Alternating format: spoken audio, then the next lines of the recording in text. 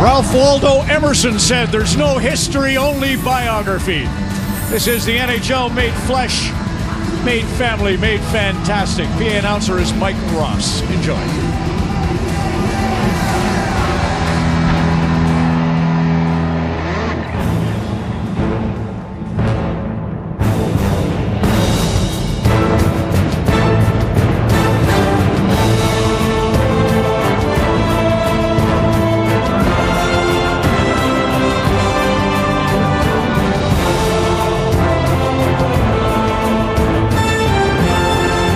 Ladies and gentlemen, let's meet the Detroit Red Wings alumni, coached by Dave Lewis, Jim Bedard, Dave Coulier, and Barry Smith. Defenseman number 2, Yuri Fisher.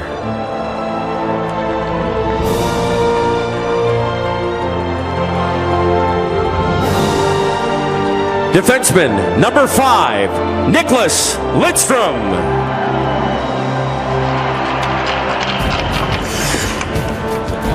Forward, number 8, Igor Larionov.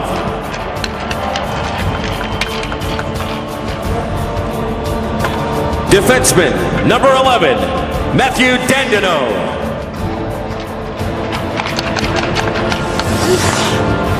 Forward, number 13, Slava Kozlov.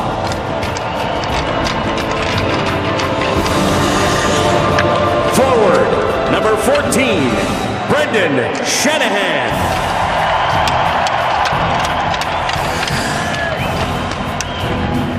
Forward, number 17, Doug Brown.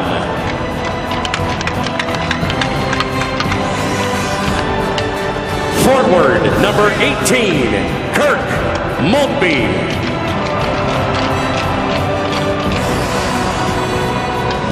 Forward, number 20, Martin Lapointe.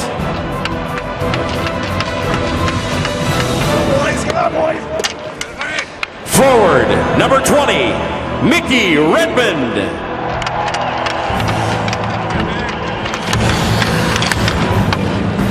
Forward, number 22, Dino Cicerelli.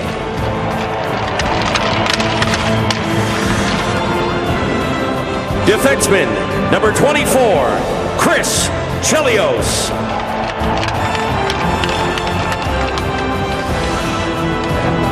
Forward, number 25, Darren McCarty.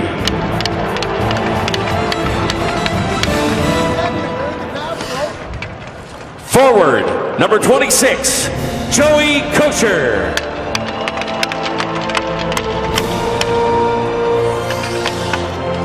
Goaltender, number 30, Chris Osgood.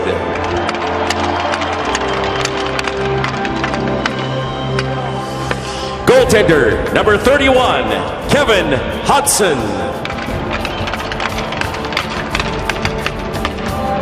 Forward, number 33, Chris Draper.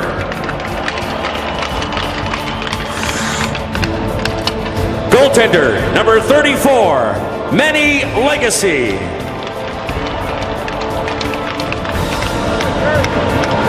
Defenseman, number 55, Larry Murphy. Defenseman, number 77, Paul Coffey. And forward, number 96, Thomas Holmstrom. Ladies and gentlemen, your Detroit Red Wings alumni.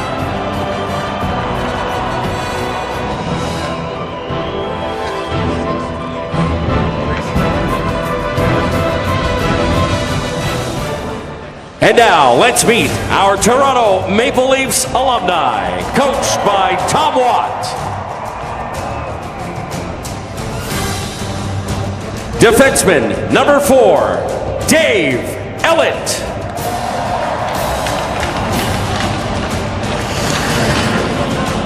Forward, number 7, Lenny McDonald.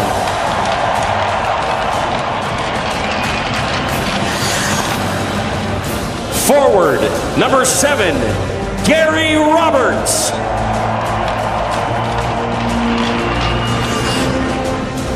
Forward, number 11, Mike Gartner.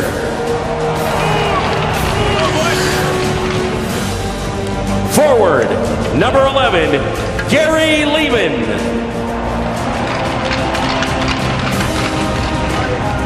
Forward, number 14, Dave Andrechuk.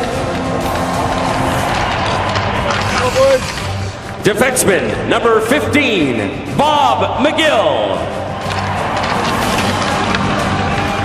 Forward, number 16, Darcy Tucker. Forward, number 17, Wendell Clark.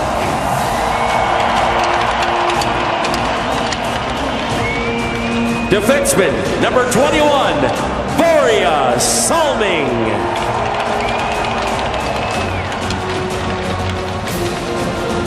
Forward, number 22, Rick Vive.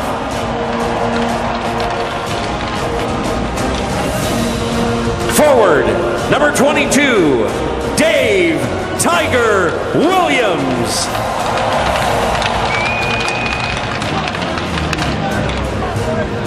Defenseman, number 24, Brian McCabe.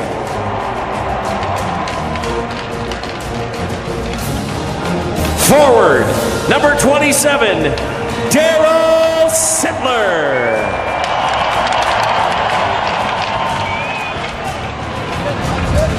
Forward, number 28, Ty Domi.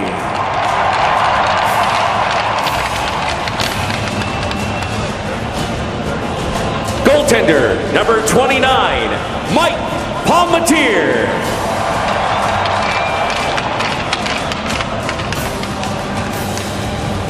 Goaltender, number 29, Felix Potvin.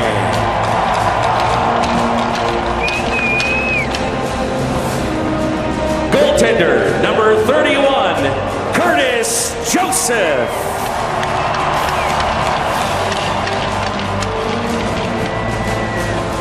Forward, number 32, Steve Thomas.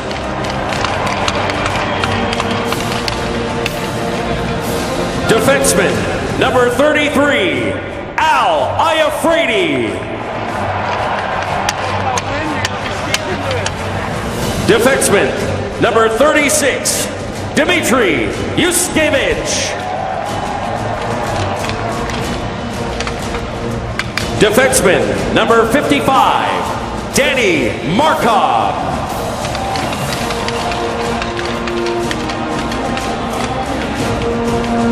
And forward, number 93, Doug Gilmore.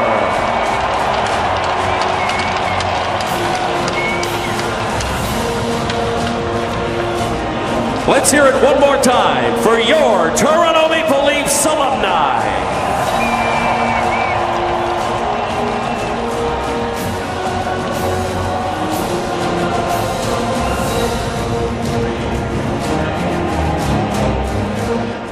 Ladies and gentlemen, will you please rise if you are able to and join 15-year-old Martina Ortiz Luis, accompanied by the 48th Islanders of Canada, in the singing of our national anthems.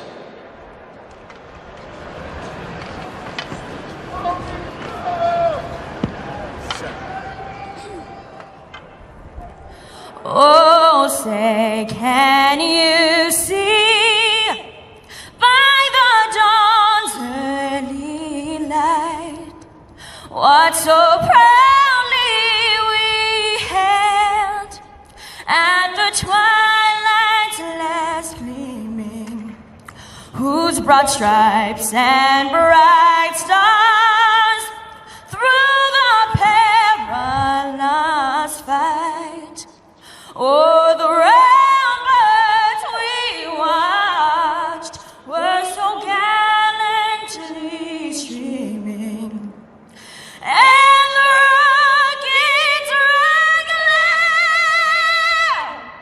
the bombs bursting in the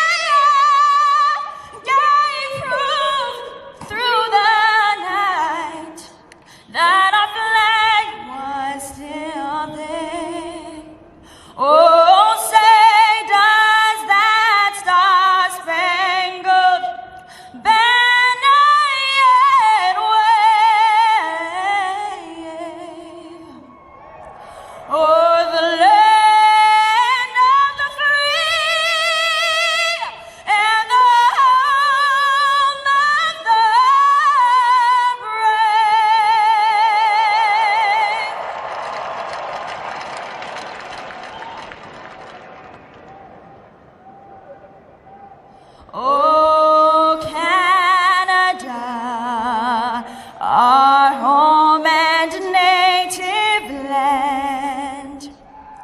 True patron love in all thy sons command. With glowing hearts we see thee rise, the true, no, strong and free. From far and wide, oh Canada, we stand on guard for thee. God, keep our land glorious and free.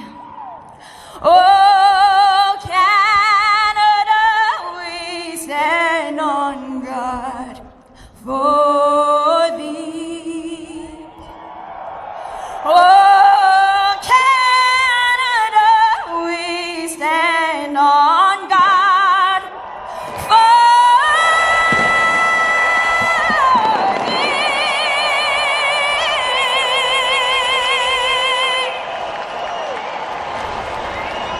In 2017, the National Hockey League celebrates its 100th anniversary, but the party really starts on the last day of 2016 as we celebrate the alumni of the Toronto Maple Leafs and the Detroit Red Wings. The Leafs were first in 1917, one of the first four in the National Hockey League. The Red Wings came in 26 as the Cougars, then they were the Falcons, then they were the Red Wings. But the Leafs and the Red Wings have played each other 657 times.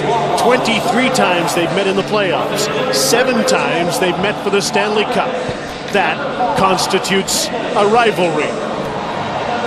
And the rivalry is renewed amongst some great players today.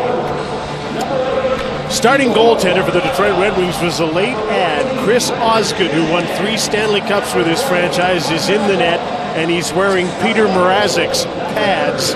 The pads at the other end, though, are authentic to the person who's wearing them. Mike Palmateer is wearing his original gear, and he'll start for the Maple Leafs. And in his warm-up, he dropped over and said hi, and we asked him how he was feeling. He said, real good, just hope I don't get hit. I said, hopefully they don't raise it too high on him, but what a classic look that is for a classic alumni game. They haven't met in the playoffs in a long time, and that's usually what makes a rivalry happen. It's been 1993 since they had the great series that the Leafs won and upset the Red Wings. It wasn't really an upset. They were just a few points ahead of the Leafs, but Nick Borchevsky scored in the 7th game.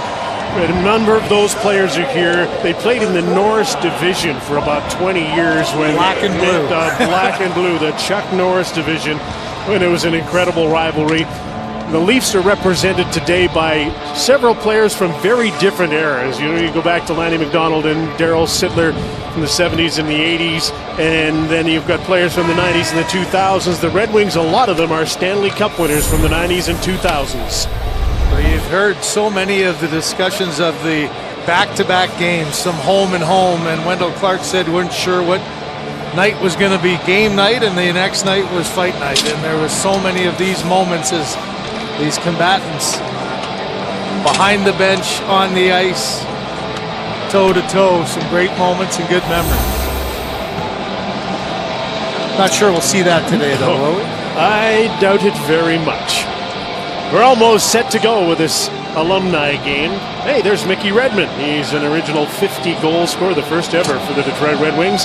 The referees, Terry Gregson, is on the ice with Bob Hodges and Mark Vines as they work the lines today. So what do we got? Darryl Sittler at center, Tiger Williams on his left, and Lanny McDonald on his right.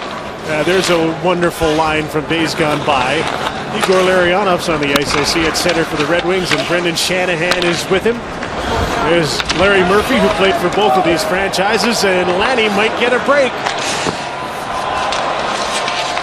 And he got the first shot on Chris Osgood. And Chris Osgood's pads are working well as he kicked that one out nicely. Right next to us on the bench, it's Scott with Ty Domi. Jim, thank you very much. Ty, you thinking back to those those vicious Detroit-Toronto games? Yeah, no, this is pretty special, and it's an honor to be part of it. We're looking forward to this. Who are your line mates today? Kind of everybody. I think Tiger's the coach, so we're all over the place. Jim. Tiger's the playing coach. Tom Watt is there behind the bench as the official coach. And there's Boreas Salmon. He is probably the original Nick Lidstrom. He is the first of the great Swedes to come over and play on defense. And the first chance of this alumni game to Lanny McDonald. And you can see Lanny with his head up the whole way, tried to get a quick one by the left pad of Oz. Always a jokester flying in from left to right. That's perfect. That is a classic. Lots of laughs. The one thing these weekends have is the guys can't get the smile off their face. It's so good to be together in the hockey room in that atmosphere. A couple of the very good Russians who played for the Maple Leafs made it for this game. Dmitry Yushkevich is one of them. He was a top-paired defenseman for Pat Quinn.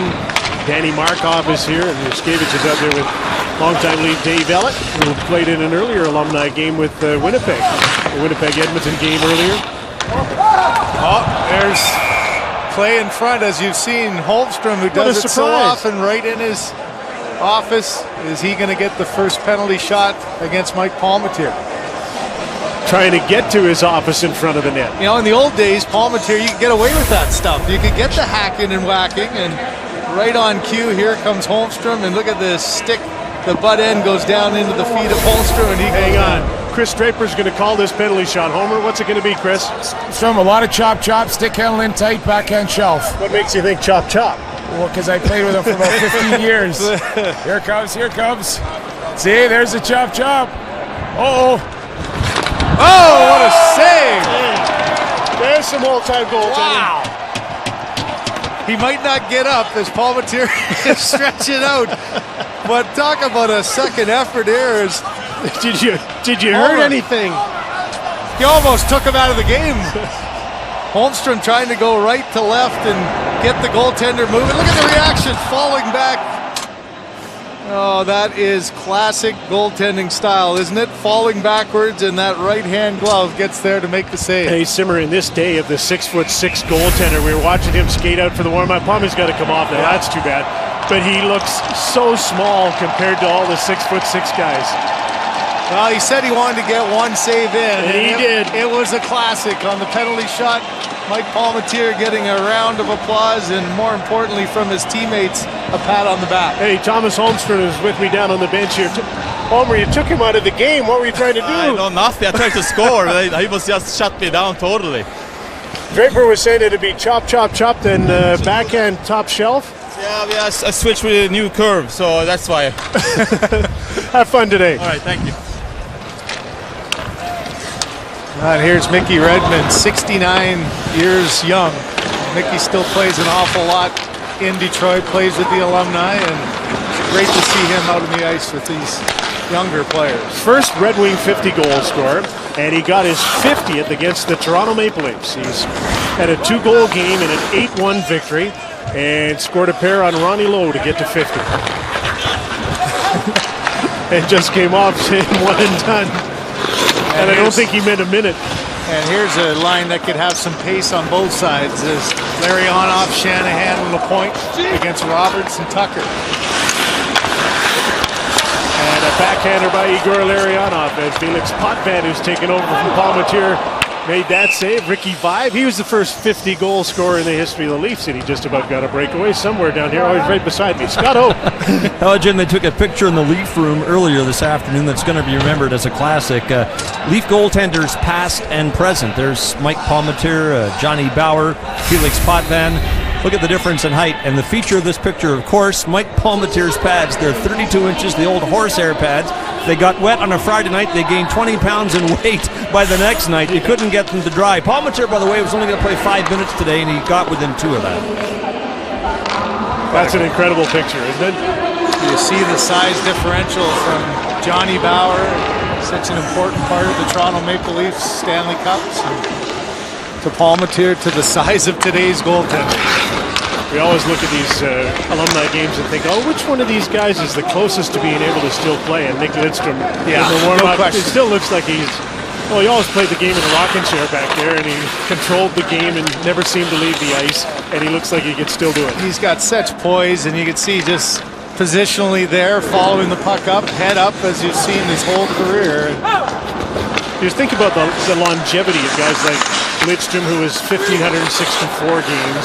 There's a whole bunch of guys in this game that are like that. Can you imagine as an organization when you put your lineup together and you think, okay, I got this guy who can play half a game for 20 years. You never have to think, it's just such a given that he's going to be not only out there, but so good and so reliable.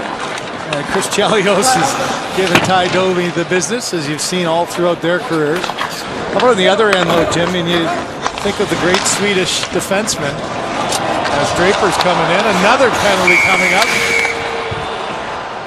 I was thinking the great Swede, Börje Salming, who was the trailblazer for guys like Nick Lidstrom. And I think Salming coming over from Sweden and what an influence he had on the National Hockey League. And following that was just the excellence of the 7-time Norris Trophy winner, Lidstrom. I don't think we need the slow motion on the replay. It's the old can opener that you used to be able to do. You could get away with that in the past. Here we go. 0 for 2 for the Red Wings on the penalty shots. Well, Draper this time not as fancy as Holmstrom coming in. Tried to go glove side. And I'm sure as a goaltender, Felix Potvin just gave it to him, got a little piece of it. And Draper and Domi, and Chelios and Domi. There was a day when that would have been a vicious fight and a vicious battle. Would have started 3 weeks of fights.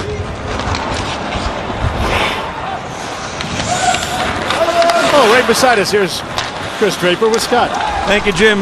Chris, I thought you would have had more moves than that. No, not at all. That caught me at the end of a shift, too. So just had to make it simple. Make sure I got a shot on goal. Hey, the grind line in its day revolutionized the game because pretty soon everybody was looking for a run. And what's it mean to be back together with these guys? It's a blast. Myself, Mac, Maltz, and obviously Joey in the mix, too. We had a lot of fun. It was a line that kind of brought a lot to the game. And most important thing, Scotty Bowen trusted us. And that's the fun thing. He gave us an opportunity to play. And a big part of us having our careers was awesome. You're going to have to grind it out today? Absolutely. That win's coming. Jim. Another great chance for Lanny McDonald. Tigers on the ice. Anything could happen when the all-time penalty minute leader is on. In fact, the top both ways. Two are here. He's dangerous to play when he's on your team leader.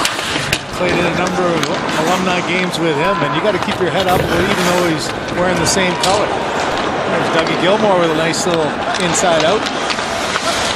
Gilmore played in a couple of different eras because he was around another one of the guys in this game who had great longevity, just like Dave Andrechuk. Broke in as a small guy in the Norris division in the early 80s, in the Stanley Cup in Calgary, and had his most famous years in Toronto. Didn't shy away from the battles either, did he? Not at all. And he's got the scars to prove it. Thinking about what a great defense he could put together between these two teams. Superstar defensemen like Nick Lidstrom and Larry Murphy and Chris Chelios and Börje Salming. Well, you think on the Detroit side, there's 13 Norris Trophy wins on those three: Chelios, Coffey, and Lidstrom. Coffey got his Stanley Cups, but he didn't get one in Detroit because of Brendan Shanahan. Coffey was traded for Brendan Shanahan, and Brendan stayed around for 4. Well, how about Shanahan, too? Throughout his career, he's been traded for Pronger, Coffey, and Scott Stevens was compensation as well. So some Hall of Fame defensemen that he was involved in. They always say if you're going to make a trade for a good player, you got to get a great defenseman in return. Mike Palmateer with the save of the game so far, and that's it. One and done. Darren McCarty scored 127 goals in his NHL career, and clearly the biggest of them, this one in the 1997 Stanley Cup Final, the game winner, Game 4, 4-game sweep of the Philadelphia Flyers. You invoked a bit of Mario Lemieux there, Darren. Hey, you beat one guy one-on-one your whole career. I tell the kids it's all timing. Yeah, timing. It never gets old watching that anyway. So I bet. You got any of that in you for today's game? You know what? I'm just trying not to affect my golf swing for when I go back to Florida. So hi to my wife in Florida who's missing it, but we're having a great time out here. Perfect. Thanks for your time, Darren. Have fun. You bet, Scott. Thanks. He's a beauty. One of the grinders, as you alluded to earlier, Scott, with Chris Draper and Kurt Maltby, and Joe Koser was on the original grind line, and he's in the game as well today. What you forget is in junior they were goal scorers. And McCarty had 55 goals and 127 points in junior, and Joey Koser 42 and 81 points. So they could score back then. That just wasn't their role in the National Hockey League.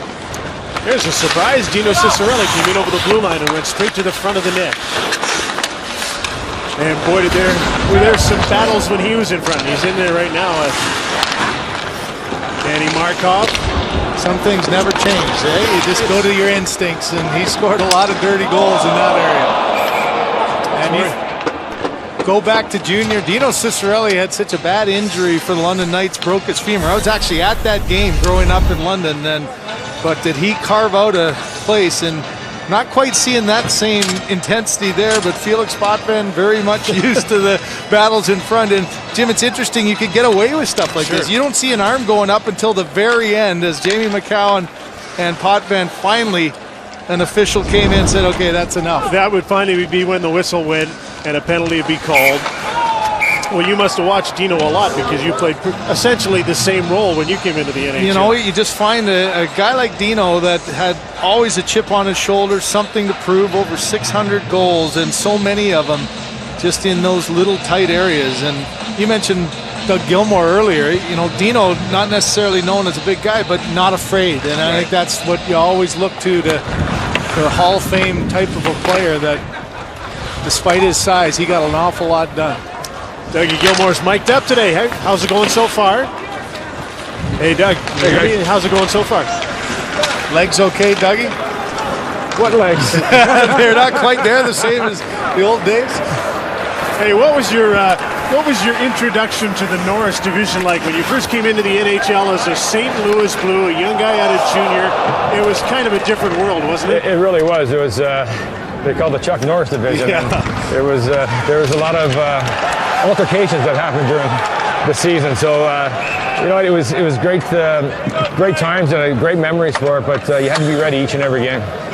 From a size perspective, you never played scared ever in your life, but how much did that really force you to play a certain way? You get underneath guys, get in quick? Yeah, you always have to think, like, you're going into a game, you probably did the same thing as a forward. I'm looking at their lineup, I'm looking at their D. This guy's going to take my knee out, this guy's going to take my head off, so you had to be prepared at all the times, and that's where, you know, for concentration for a game was always defense. How does it feel out there? The one thing I always felt playing in these is your legs don't feel strong. Really. No, you know, it doesn't matter how much we practice anymore. Just you get out here, you want to go faster. A little shaky leg. And no pun intended, we are going against the wind. Yes, you are. That was a good hit. Glorious. Oh, here we go. Here's Darren McCarty. Goaltenders are great today. Felix Potvin looks solid in there, doesn't he? Yeah, so does Ozzy when he got in, and we've had a change there. Ozzy's out.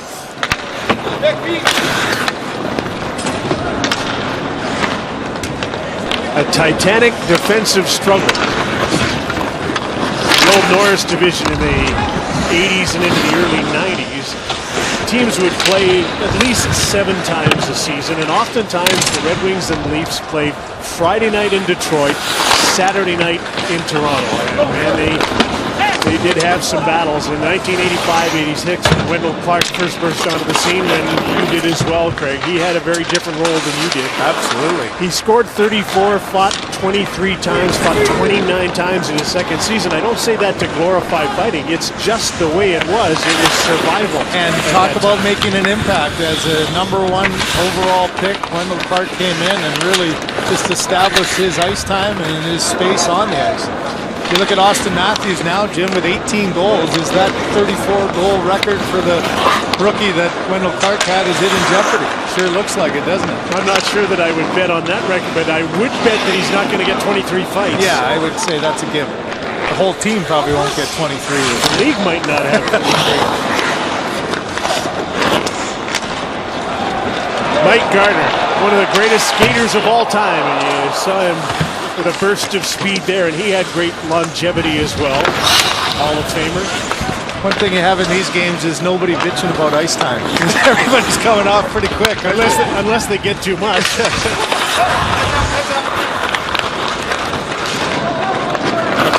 fight on with Brendan Shanahan is going to change, and Igor Larionov, Russian 5. Wasn't that spectacular?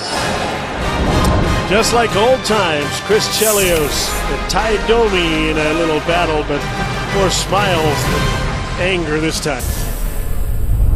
For the 5th consecutive year, the Maple Leafs have a pick in the top 10, and for the first time ever, they have the #1 overall pick in the NHL entry draft. Will they or will they not use it to select Central Scouting's #1 prospect, Craig Simpson of Michigan State? And of course, back in '85, the Leafs pick was Wendell Clark, which left Pittsburgh overjoyed to get Simpson. We all know that Simmer's career ended far too early because of a back injury, but I've checked with the crew, Simmer, and consensus is back on that day, you look like you're out of NHL Central Casting or Hollywood Central Casting, and you still do. Fun day, that's for sure.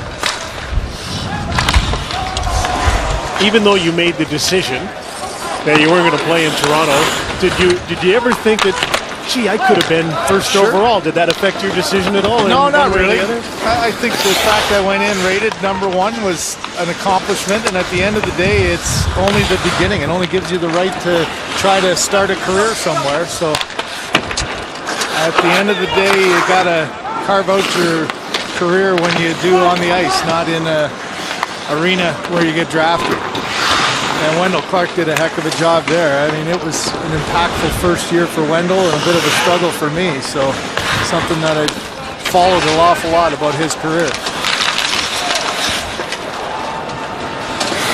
We still haven't had a goal in this. That's surprising, isn't it? A defensive battle like this. Got some great goaltending from Mike Palmateer, Felix Potvin, Chris Osgood. Well, here's to your point, at 85-86, Wendell broke in. So think about this. You're 18, 19, and 20 years old in those first 2 seasons, 34 goals, 23 fights. Wendell finished his career with an even 100 regular season fights. And if you look at the fight card, it was all tough of the battles. big boys. Those were not picking your spots. Those were tough challenges, and to credit, fans in Toronto loved him, and why not? I mean, those are tough battles that he fought every single day, and rightly so. He's so well liked as a Toronto Maple Leaf. I wonder if the 34 goals came with the fight. I wonder if and I remember watching it in those days, but I don't remember if he needed to fight to make sure that he got the room and the respect. Here's Ricky Vive, a 50-goal scorer, and he still can't beat the goaltenders. Devin Hodgson with the save. I think there's no question that Wendell got his room on the ice, not only with his fists, but his physical play, and that helped him. He wasn't afraid at all. He had such a good, heavy, hard shot. So often you've seen that patented wrister that finds a way through the goaltender's body. Some good laughs. There's a trio right there. Gary Roberts and Dave Anderchuk, another 50-goal scorer. And another player that had terrific longevity in the league. The amount of players over 1,000 games in this matchup is really quite incredible. Over 1,500. Some of the games longest playing and active NHLers.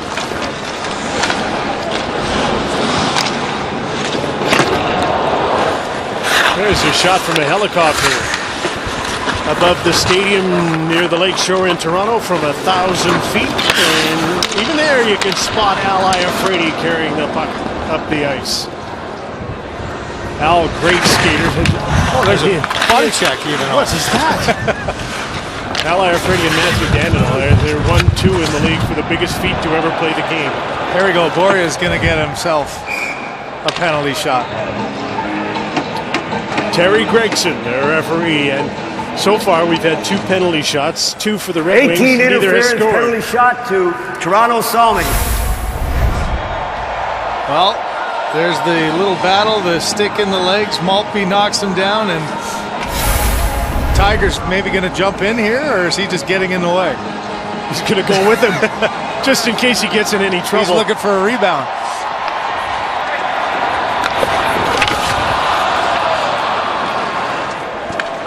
Well, ever the stylish Salming, he's got his clothing line, and Jim, maybe that turtleneck is part of it here. He just tried to go 5-hole, I thought there, got it up a little bit too high, and Hodgson makes the save. Kevin's an old-time goaltender who plays like the new guys. He's big and he fills the net. Scott. All right, Jim, let's quickly look ahead to tomorrow in the Scotiabank 2017 Centennial Classic. Red Wings practiced here yesterday. They're trying desperately to put together a win streak. Said the ice was the best they'd seen for outdoor games. The Leafs practiced here this afternoon. Of course, they have a win streak going. We're on the air tomorrow at 2 ET. At 2:55 approximately, 33 of the top 100 players of all time will be announced. Game follows with the puck drop at about 3:23 for those of you looking for exact times. Jim. Just the start of what will be a year of celebration as the National Hockey League gets to 100. We had plenty of chances for goals in this first period. A couple of penalty shots with some excellent saves, and Potvin down the dying seconds with Marty Lapointe right on the doorstep made another excellent save. He looks in great game shape, doesn't he? Gets the paddle down there, closes the 5-hole at the last second, and he looked pretty calm in the crease there. Also looks like he's worn out. They might have to go to Cujo early. A scoreless tie after a period in the Alumni game between the Toronto Maple Leafs and the Detroit Red Wings. And again, here's Scott. All right, Jim, with Daryl Sittler. Daryl, I don't know if this is history in the making or not, but in an Alumni game, it's scoreless at the end of the first period. What do you think? Yeah, that doesn't happen very often. The referees are too serious, you know. They got to let those offsides go once in a while. I know you were a bit upset with Lanny when they had the opening chance of the game and failed to put it in. Yeah, he's not what he used to be, you know. I mean, shit, I'd have 1 or 2 points by now, but we'll excuse him. Yeah, well, that 10-point night started off innocently enough. I think 2 assists in the first period, and then you exploded for hat tricks in each of the second and third. Is this probably your best chance for a 10-point night since that magical evening in '76? I got lots to look forward to these next 2 periods, if that's the case, right? It's always nice. I didn't have my Swiss Chalet today, though. I don't know. Might make a difference. All right, thanks, Daryl. Great to talk to you. Thank you. When we continue with the Alumni game in the 2017 Centennial Classic, that team, the 1967 Leafs, will be honored. There's a group picture of Detroit taken today. That'll be a keeper, and we'll return to the 2017 Alumni Centennial Classic in a moment.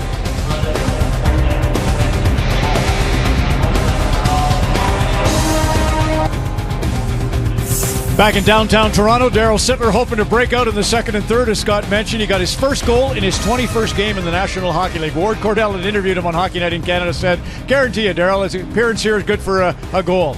67, 50 years ago, jubilation here in Toronto with a ceremony now. Let's head over to Mike Ross. Mike. Ladies and gentlemen, today we celebrate the 50th anniversary of the 1967 Stanley Cup champions, your Toronto Maple Leafs. No longer with us, we would like to recognize Coach Punch Imlach, Assistant Coach and Assistant General Manager Francis Michael King Clancy, Milan Marcetta, Ott Eriksson, Marcel Pronovo, Terry Sawchuk, Alan Stanley, and Tim Horton. Unable to attend today, but sending their best wishes are Bob Bond and Frank Mahavlich. And now, please welcome, from Zurich, Ontario, number 15, Larry Jeffrey. From Kirkland Lake, Ontario, number 2, Larry Hillman. From Winnipeg, Manitoba, number 12, Pete Stemkowski. From Toronto, Ontario, number 22, Brian Conacher. From Kirkland Lake, Ontario, number 16, Mike Shaky Walton. From Sudbury, Ontario, number 18, Jim Pappin. From Lindsay, Ontario, number 8, Ron Ellis. From Sudbury, Ontario, number 23, the entertainer, Eddie Shack. From Simcoe, Ontario, number 4, Leonard Red Kelly. From Newton Robinson, Ontario, the alternate captain, number 20, Bob Pulford. From Rouyn-Noranda, Quebec, 1967 Conn Smythe winner, number 14, Dave Keon. From Prince Albert, Saskatchewan, number 1, Johnny Bauer.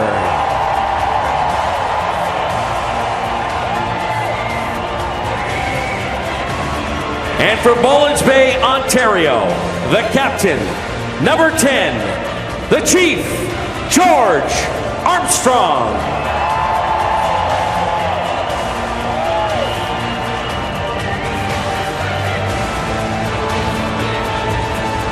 Ladies and gentlemen, your 1967 Stanley Cup champion, Toronto Maple Leafs.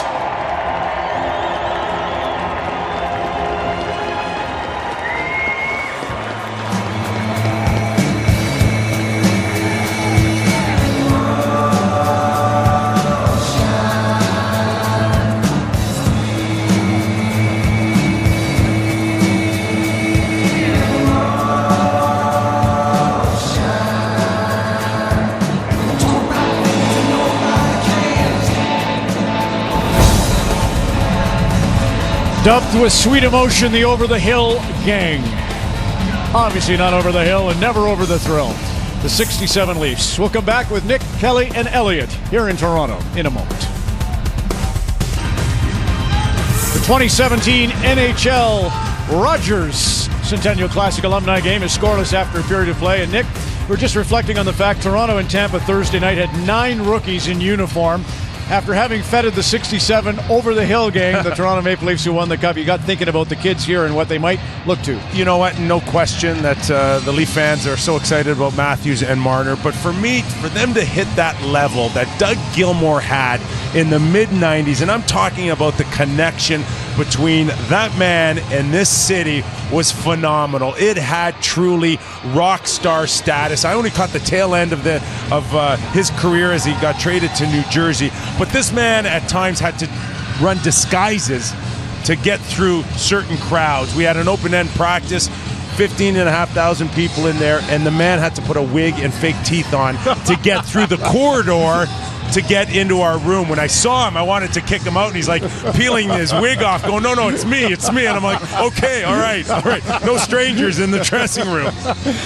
My favorite moment from this first period was Mike Palmateer, of course. I grew up in Western Canada, and I still idolize him. He and Bernie Perron. So to see this guy play, the competitive nature just takes over there, right? I mean, that's how he used to play, but he's a little bit too old to be trying that kind of stuff, and hence the injury. It's too bad to see him leave the game, but kind of like my other idol, Bernie Perron, that unfortunately he only played 5 minutes in an Alumni game as well.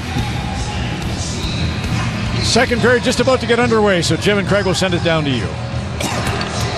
All right, Ron, the Leafs are running out of goaltenders. Yeah, they're going down quick. Second period, and Cujo's in. He could play for either of these teams. And Alumni game, he could fly to St. Louis and play an Alumni game there as well, because he moved around the league a little bit. This is his second one this season.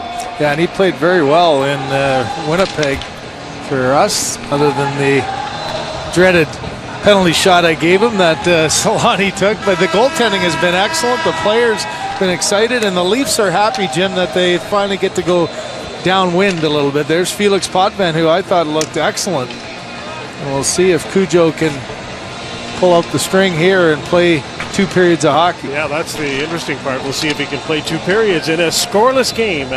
The Rogers Centennial Alumni, and there's Manny Legacy. At one time, Manny was thought to be the up-and-coming, going to be #1 goaltender for the Detroit Red Wings, and that was at a time when Cujo was in Detroit and Dominic Hasek went into retirement and then came back out. Chris Osgood had been shipped off to the New York Islanders and then St. Louis. Manny lasted for a long time in the NHL, but mostly he was a backup. Yeah, and like most Red Wings during that time, he played in the American Hockey League. He was the best goaltender in the American Hockey League, and '96, and that was really the pattern, wasn't it, for the Red Wings? You had to cultivate your game down in the American League, and probably so often some of the players were ready to get up, but they didn't get their chance until either somebody went down. Still is, to a large degree, the players you'll see tomorrow in the game between the Toronto Maple Leafs and the Detroit Red Wings, most apprenticed in Grand Rapids.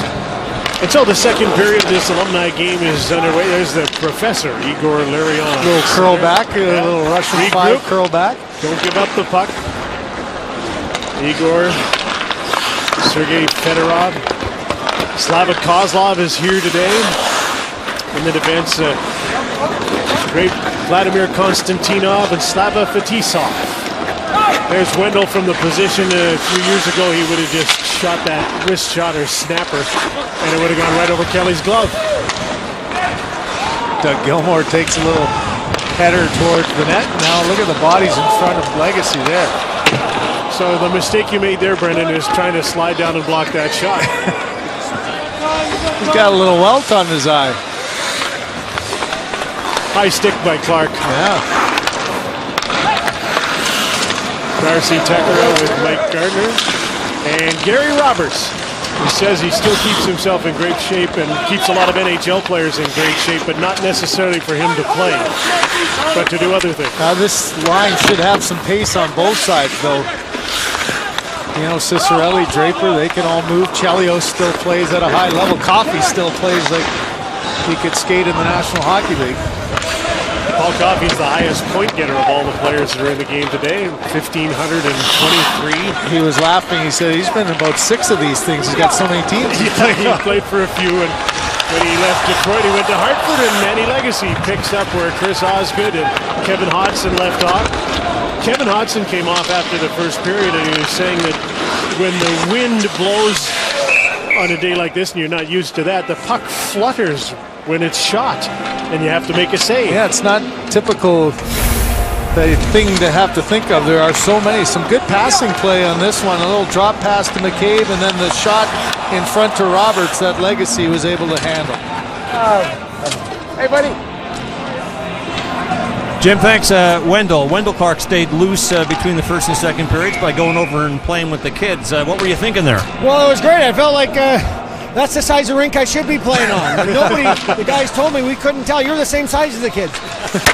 Just as difficult to score in that game as it's been in this one. Are we heading for the first next goal wins in this alumni game? Well, I don't know. We sat in on Mike's pep talk to the guys this morning, and I think we're taking it to heart and we're playing the same style. Thanks, Wendell. And that was a terrific thing today, too, that Mike Babcock had all the alumni in with the current Leafs as they did their video, talked over what's going to happen tomorrow, prepared for a big game against the Detroit Red Wings. Since Brendan Shanahan has taken over, it's all inclusive, and the alumni is welcomed back into the fold. I think it's a really important element to a weekend like this in Winnipeg. The Edmonton Oilers had the players, today's players, meet with yesterday's, and it was a great interaction. And here at the rink, getting a chance to do it is a real bonus. Red Wings always had these superstars, but they also had some great unsung heroes. I'm just watching Doug Brown, number 17. What a solid player. And if you've never watched him play, he's the kind of guy that if a Leaf fan was looking at their team now, the Connor Brown, Zach they'll play that role. If they could be like Doug Brown, they'll win Stanley Cups and they'll play for a long time. Stretch pass for Darren McCarty, but the ever-present Salming is there to cut him off. There's Cujo with a good save on Maltby as he cut back there. Lidstrom jumping in the hole. How many times have you seen that, Jim? And there's the first goal of the alumni game. Reading the play so well, just jumping into that soft area, and that was on his stick and off in no time. So finally a goal, and it's the Red Wings who strike first in this Rogers Centennial Alumni game. Like he's done so often in his career, 264 career goals, and Maltby with good patience there. That stick side, Curtis Joseph, I think, guessed that it was going glove. And here's a great view there, a rolling puck that just finds the back of the net. Beautiful saucer pass, wasn't it? Yeah, it was a bit of a rough one, but he knew Lidstrom could handle it. You know, Wayne Gretzky always said you can't give a good player a bad pass. And I think Nick qualifies as that great play. I think it was the wind. Balky still works around the Red Wings organization. So many of the Red Wing players still very much involved. And in this game today, you got quite a number of former players who are still very much involved in the game at the management level, the coaching level. Tiger with a little drop pass for Boria. And oh, here we go. Breakaway chance for Igor Larionov. 2-0 Detroit. Well, it was Brendan Shanahan who chipped the puck up to Larionov and said, "You go." I think for a minute, maybe Larionov was contemplating, do I drop it back? Do I complicate things? Salming, much like we saw Lidstrom at the other end, trying to jump in and make something happen. And Curtis Joseph did on the first one and couldn't get the glove down as Larionov just sold one way and went back the other to the backhand and got it underneath the glove of Joseph. So there's the offense we were looking for. Imagine the numbers Igor would have had he been in the National Hockey League all of his career. And in his prime, it would have been so incredible, the career that he did have at the later stages and still able to be so productive. Here's another penalty shot, little jump back by Gary Lehman, and Chelios gets the knee in there. Detroit, tripping, penalty shot, Gary Lehman. Well, Gary, you can get the Leafs right back into this thing.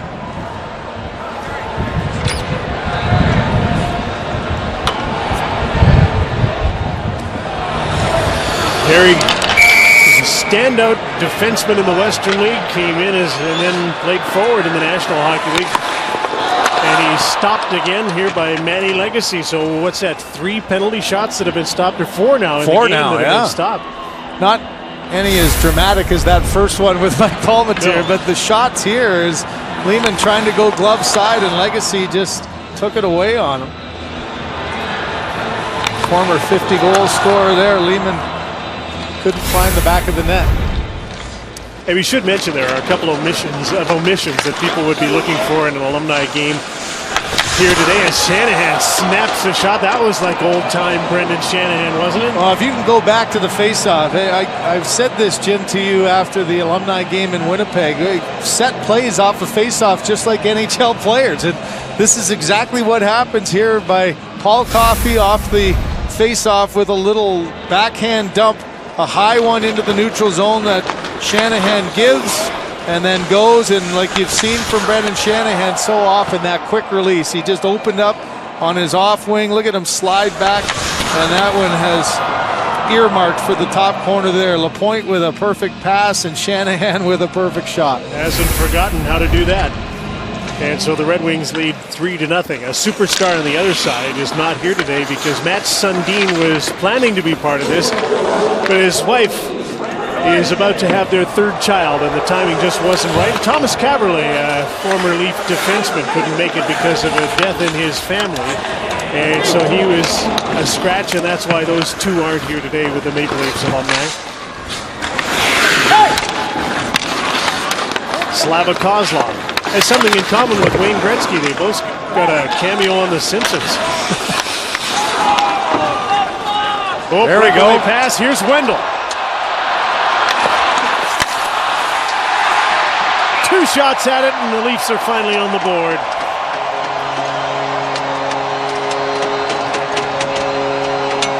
The crowd appreciates the Leaf captain.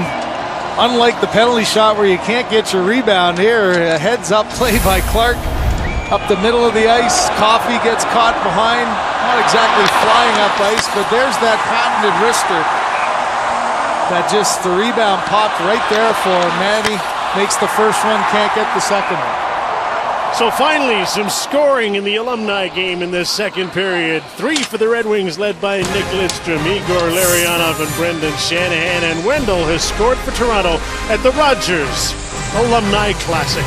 Reminder that the Blues and Hawks alumni game from Busch Stadium in St. Louis follows us directly on Sportsnet with Igor Larionov. Let's go back to the 2-0 goal on the breakaway. Igor, looked like you had about 2 years to think about what you were going to do there. Well, when I saw I was by myself, and the Shanahan was yelling at me, Igor, just go. Don't look at me, so don't make a pass to me. So I said... So he didn't want it back? No, I didn't want it back, so I was going like, well, you know what, I got to decide what I'm going to do. So the backhand was there, and I scored the goal. Yeah, Igor, so much of Detroit Stanley Cup championship teams on display in this alumni game. A lot of people think back to the Russian Five. Your take on what the Russian Five meant to the Wings? Well, I guess we brought some different style of hockey, so that's a pack possession, and the threat was coming from everybody, all 5 of us. So that's the difference in our game. Possession, moving the puck around, and skate and support, and that's the game we played. And possession and throwing the puck around is big today, it seems. Well, that's the style we play. So I'm glad these guys keep playing that way. So it's fun to play, and today's display of poor skill hockey. Thanks, Igor. Appreciate your time. Thank you, Jim. Yes, before the Russian Five, there was a period of time in the NHL where it was dump, chase, and fight, and then it changed considerably. The Russian Five, you can see a lot of teams today that don't want to give up the puck, and it's good to see teams that'll do a regroup. There was a period of time when you just weren't allowed to. Get the puck over center ice and dump it in, or tip through. Still to a certain extent, teams are doing it because out of necessity for line changes, and if there's no other option. But more and more teams are trying to do that. Hold on to the puck. And you look at the way that the Red Wings have played really since that time. You go now to Datsuk and then Zetterberg, and everybody who came in and played the Detroit system played it around that type of puck possession game, and they had great success with it. And a lot of the key to that was the defenseman that could handle that. You could regroup to your defense, and they could make a pass, and they wouldn't get in trouble. Steve Thomas, he's still working in the game. He's now an assistant coach of the St. Louis Blues. He was on their staff last night in a 4-0 loss to Nashville. And will scramble to be back for their game tomorrow. What a chance that was. A heck of a pass by Ty Domi. You said the saucer earlier. Watch this one. This one lands right on the stick of Ricky Vive, and Vive stuttered for a split second. He had to get control of it for a second, and Manny Legacy felt that one going underneath his arm, and Vive almost made this a 3-2 game.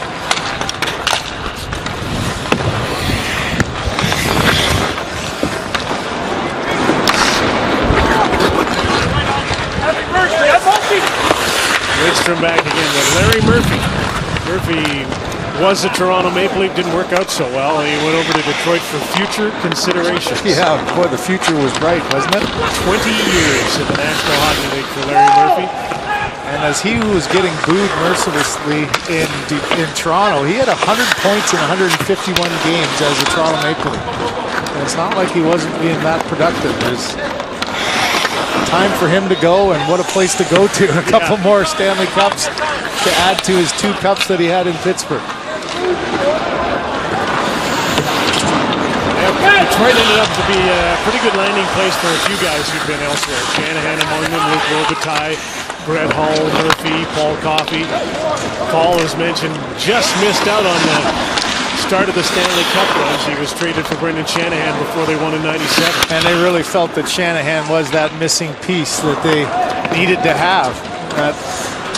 There were a few missing pieces. It took a while. The Red Wings got to be a pretty good team in the early '90s, but they just struggled to get over the hump. They got swept in the Stanley Cup final, then they couldn't seem to beat the Colorado Avalanche, and finally in '97, and about the 4th or 5th year when they were a really good team, they broke through and won the Stanley Cup. And Brendan Shanahan was saying that one of the key moments was a regular season game in March of '97 before the playoffs when they beat Colorado. There was a couple of big scraps. There was a Claude Lemieux, Darren McCarty fight, and they won that game and went on to beat Colorado in the playoffs. And he said it was a pivotal moment in the regular season when they finally figured out that they could beat Colorado. Yeah, you got to get over that proverbial hump, and sometimes it's a physical play that can bond you and bring you together. And in '97, '98. And in those years, boy, that was a tough out of the Western Conference if you had to go through Detroit and Colorado. And the last team to win back-to-back, and they did it in fine fashion. Those back-to-back sweeps. This is Detroit hockey, isn't it? Got the puck on a string here. Led by Igor. A great pass over to Yuri Fisher. That's Dino in front of the net, Cicerelli, Slava Kozlov, and Matthew Dandino is back, and they're all worn out after that. And so are the Leafs.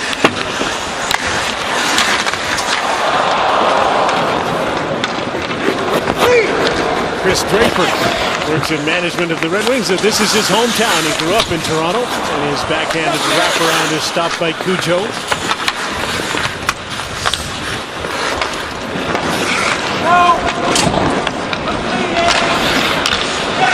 Dave Andrechuk still works in the game with the Tampa Bay Lightning.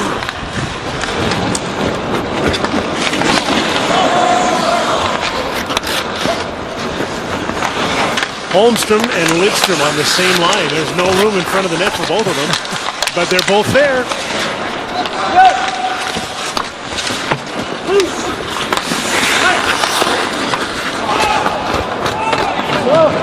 I can tell you from playing in these, there's nothing worse than having to play defense, like defensive league.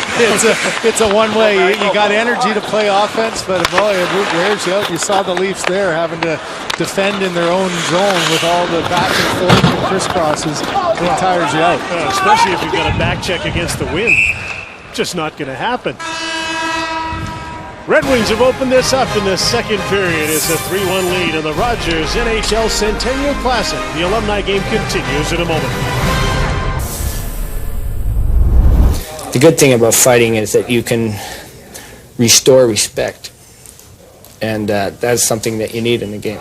I want to make sure that Sittler scores a goal and win the game, because that makes my job easier and makes my life easier. Well, if you wanted a heart and soul player who would do whatever it took to win, then this was your man. That was Tiger Williams back in 1979, talking about his role with the Leafs, which at the time was invaluable. Tiger, you had almost 4,000 penalty minutes in your career, but I think what's overlooked is that in your 6 seasons with the Leafs, you averaged 18 goals per season. You think you get enough credit for that? Doesn't matter about that, but one thing I want to say, Scott, is thanks to the Caribou Cougars. Okay. I practiced with them last week. How did it go? Well, those kids in Prince George did a great job. Yeah. Why so emotional about the Caribou Cougars? No, I'm not emotional. Just I can't breathe. The wind's blowing in my face. Anyway, you just go out and play, and do whatever you got to do. Play hard, and whatever happens, happens. All right, Tiger. Thanks for your time. It's great to talk to you. Thank you, Scott. One of the great characters of the National Hockey League in its 100-year history. And Scott talked about his goal production. He had 35 goals in Vancouver, and you don't necessarily think of Tiger in that regard, but as Daryl Sittler was saying in the dressing room earlier, he goes, Tiger's always got my back. I know that he's going to be there to deal with anything. And 1982 with the Vancouver Canucks, he played Lanny McDonald to a standstill, and the Canucks beat Calgary and went all the way to the Stanley Cup final before they lost to the New York Islanders, but he played a pivotal role there. So it wasn't just penalty minutes, although there were a few of those. There were quite a few of those, weren't there? And the famous ride the stick down the center ice, too, after a goal. He was a bit of a showman, as you can imagine. One of the things I marveled at in the dressing room before the game today was the young players in the Toronto Maple Leafs looking at the equipment. Oh my gosh, that the alumni were wearing before the game. It was incredible. Some other great moments too. Matt Martin, who knows how to throw the body around a little bit. Okay, this is how you get away with a slash. Okay, back in the old days, you could even take a real swing. There were some really good conversations. It was interesting watching the young William Nylander, just shyly going around with the stick trying to get an autograph, and they were sitting next to the Leafs from the past. And I think that's a great thing by the organization, as you mentioned, Jim, to just meld the two together, give them an opportunity to talk and feel comfortable with each other. The biggest differences in the equipment that I noticed is the shoulder pads are incredible. I mean, most of the guys, I saw Chris Chelios putting on his old felt shoulder pads like most of these guys and the alumni are wearing, and I looked at it and thought, well, why bother? It's just nothing for there. show, just to say that you actually were wearing some, because they really did not protect at all. And the old shin pads too, guys would wear them for 15 years or so. Now some of the slap shots that you have to block there, I don't think you would go and use the old ones like they did. Today's game, we wouldn't be able to find out what sort of injury anybody had at any time. Non-disclosure everywhere.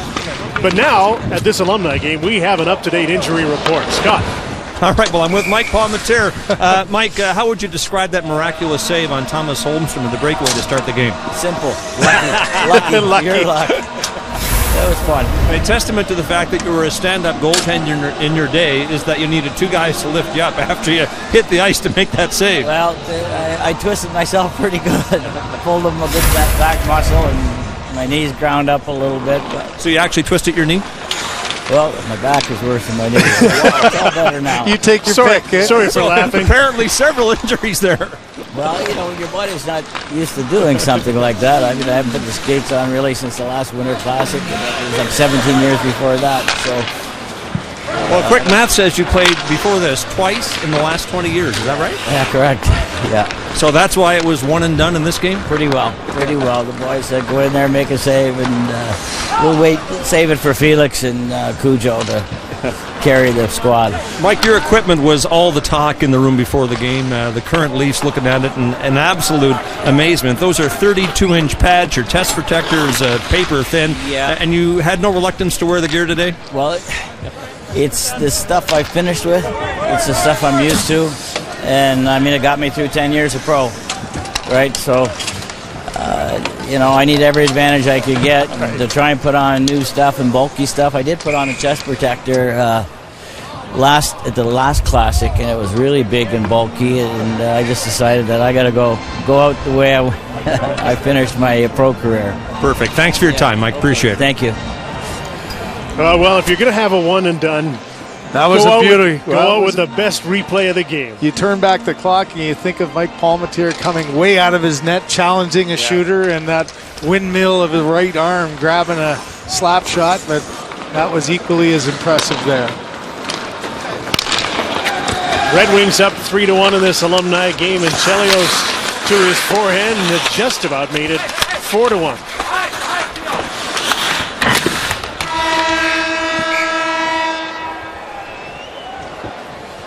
I see Chris Chelios is using a bit of a curve on his right-handed stick, so I don't think we'll see his ambidextrous left-handed shot today.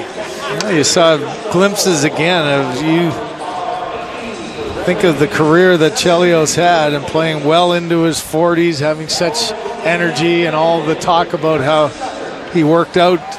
What a great player he was, starting from the U.S. Olympic team in 1984 all the way into his mid-40s. Super Stanley Cup winner from the 60s and the Red Wings' first ever 50-goal scorer, and my favorite color commentator next to Simmer, Mickey Redmond, is with Scott. Jim, thanks very much. Yes, Mickey, 1976, your last game. We were just doing the math. 40 years ago. Does it feel that long ago? No, it doesn't. You and I just put the numbers together quickly, I might add, for our age, or mine anyway.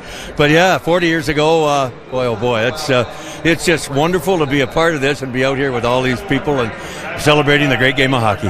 Huey just said you make your living now as an analyst on Fox Detroit. How would you, as an analyst, describe these two periods? Well, I'd say it started rather slowly, but, our defense is pretty mobile. Some of them, I think, could probably still play today, so we're the beneficiary of the guys that can move the puck, and we got a couple of good finishers. Shanahan did what he did about 600 times, so it was a good period for the Red Wings, and hopefully it'll continue in the third. That's some kind of analysis right there, Mick. Thanks a lot. Mickey Redmond and his Detroit Red Wings lead the Leafs 3-1, and we'll continue with the Rogers 2017 Alumni Centennial Classic in a moment.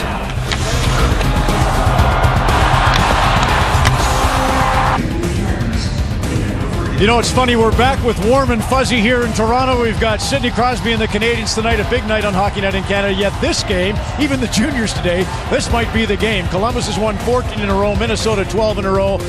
The Wild host at 6 o'clock. We have that on 360. Then Hockey Central Saturday, 6:30 to tee up the 4 games on Hockey Night in Canada tonight, including the game at Pittsburgh, Islanders at Winnipeg, Vancouver, Edmonton, Arizona, and Calgary, all coming up this evening. New Year's Eve. So that gives us a chance to reflect on the year that just was. We're going to show you great goals, end wheels, hits, head over heels. The National Hockey League 2016. You see what appeals.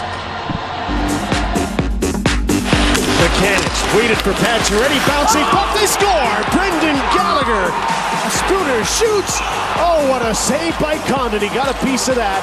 To Claire Lafrance, he scores! He tucked it in! Try to get it in, Ovechkin turns, shoots, scores! There it is! Number 500 from Alexander the Great! Benn with a chance, what a move, scores! A beauty for Jamie Benn, All-Star MVP, John Scott! McDavid, what a play, what a goal! Oh my, Connor McDavid, welcome back! Free by Stone, he is hammered by Bufflin. Wow, did Bufflin ever level Stone? Whoa, Steven Camper. Camper using the body. Up and over went Frank Corrado. Rebound through the walls! Did you see that? Letang fakes, spins, hangs onto the puck again, threw it in front. Hornqvist is there in a battle. Crosby to Letang, he shoots, he scores! The Pittsburgh Penguins have won the 2016 Stanley Cup. And the young North Americans serve notice that their speed will be on display. There's a hot shot from Riley. Matthews scores! 2-on-2 shorthanded. Taves dives to the fence, back passes off. He shoots, he scores! Brad Marchand! Canada wins the World Cup. And I guess we know the answer to the question, who owns this game?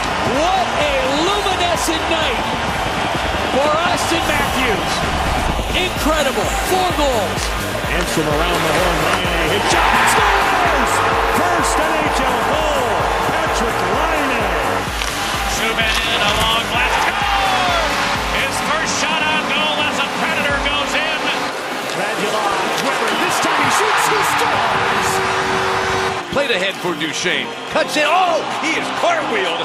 That will be shown on every show you're ever going to see this hockey season as the best hit. Makes its way through the host for this. Shot is good! Number 500. Big front score! 750th. Parisi fire scores! Number 300. 300 NHL goals for Evgeny Malkin. What a pass, what a save! Connor Carrick robbed by Carey Price. He is checked by McDavid, fights him off. Here's Covey, scores! Rebound! What a stop by Anderson! Oh my goodness! Luongo with a cat-quick grab. Zetterberg from center, diving with the glove was Ryan Miller. Huge hit by Russell. Tyler Mock flattened. Steps in over the blue line. Taken down by the Malkin, the shot off the post. Crosby scores out of midair. Second spot all time in points in the National Hockey League, Jaromir Jagr. What a year, 2016. Nick Lidstrom's downstairs. Nick, 7-time Norris Trophy winner, of course, Hall of Famer, Stanley Cup and Olympic champion. Nick, welcome to the broadcast. Going to let Elliot Friedman have the first crack at you here. Nick, I wonder, when you were playing still and you were in North America, you talked about P.K. Subban was a defenseman that you liked to watch. Now that you are overseas, who do you like to watch and see and say, that's a player I enjoy keeping an eye on? I like watching Erik Karlsson, for one. I had a chance to be close to him during World Cup, which was a blast seeing how skilled he is. Drew Dowd is another player I like, both ends of the ice. Competitive, he can set up plays, but he really battles in his own zone too. So those are two guys that they're fun to watch. Nick, you mentioned the World Cup. We know that you were an advisor with Matt Sundin and Daniel Alfredsson. First of all, how did you assess that whole experience? And was that enough to whet your appetite to maybe get involved in the future? And I mean, specifically with the National Hockey League?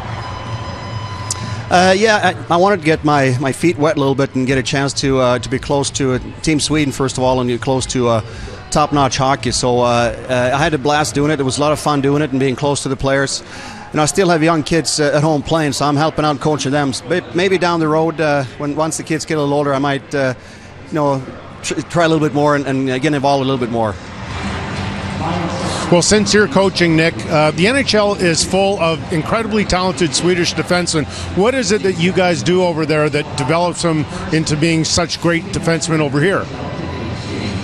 That's a good question. I'm not sure where it all comes from, but we work a lot on skill back in Sweden, and it's fun to see all these young guys taking charge, and even the young guys being a second or third year in the league, they look like a veteran out there. So it's a lot of fun seeing the young players coming from Sweden. Well, Nick, let me stump you with this one. Is it right that you were the only boy in your family? That's true. Yeah, that's true. I got 3 sisters, so I was... And Tom Brady's the same. Only boy, 3 sisters. And the obvious thing would be they made you smarter. But in all seriousness, do you think that upbringing for you and Brady, who play in tough games and see the game so well, do you think it imbued you with a different point of view? I'm not sure. I'm not sure where that all comes from. But, I had a great dad, and my dad has helped me out a lot as a young player and helped me to kind of teach me the game a little bit. So I know he's been a great help for me as a young player growing up. Did you ever figure skate when you were a boy? Because your skating, your edge work always made me wonder about that. Yeah, no, I never done that. When I was 15, 16, 7 years old, we worked a lot on skating, a lot of edge work and a lot of pivoting and stuff like that. So I think that's where I got my skating from, really.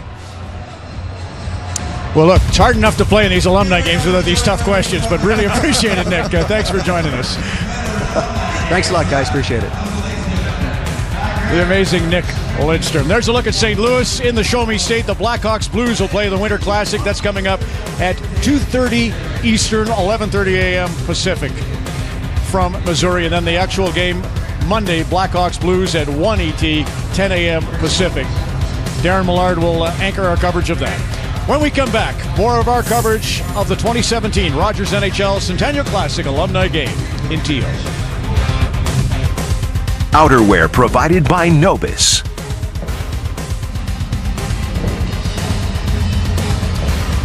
Back in Toronto, just want to remind you that the actual NHL game between Detroit and Toronto here outdoors will be played at 2 o'clock Eastern. We're on the air. The puck drops around 3:20. We'll unveil 33 of the top 100 players of all time. The remainder will be announced at Los Angeles during the All-Star Week. So, gents, we have a bad hit in the Washington, New Jersey matinee today. Tom Wilson catches John Moore, and he is stretchered off. Now, the reports from the broadcast team was that they did see some movement from Moore, but you'll see Tom with the hit here, Nick. Yeah, and you know what, Ron? I don't think it's a bad hit. I think it's a good hit, but a bad result. And unfortunately for Moore, it's the way he absorbed it, the glass, the boards, all of that in play. But to me, that's a common hit that we might see a dozen times during a hockey game. Just so you know, the reports from Deb Kaufman Place, he was working the game. She said that he was talking to doctors and trainers on the ice, so hopefully that is a good sign. Okay, thanks. We will have the Washington Capitals taking on Ottawa on Rogers Hometown Hockey tomorrow evening from Petawawa. Jim Craig, over to you. Nothing quite as serious here, and not likely to be. A 3-1 lead for the Detroit Red Wings alumni over the Toronto Maple Leafs on the day before the National Hockey League's 100th anniversary celebrations really begin, but the party has started today in Toronto with this alumni game. Brendan Shanahan, one of the guys who was able to play for close to 20 years for Brendan. It is remarkable the longevity of the great players that are in the game today.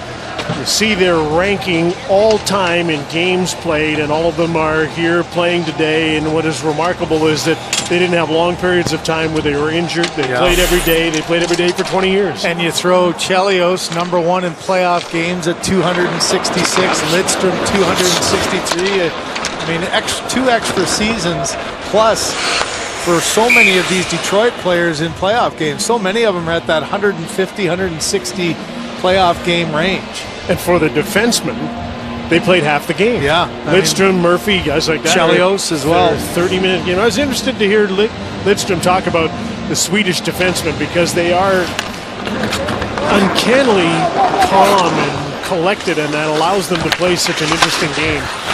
You don't see Erik Karlsson get all flustered and excited, and you'll see some excitement around the Red Wing net as the Maple Leafs have made this a one-goal game. An early goal to get the crowd into it, to make the game matter. As so many of these guys, you play in these alumni games, but all of a sudden when you got a chance and you're down, let's try to make something happen. It's Markov who keeps it alive, and Tucker gets a fortuitous bounce. You can see Legacy twice tried to get it.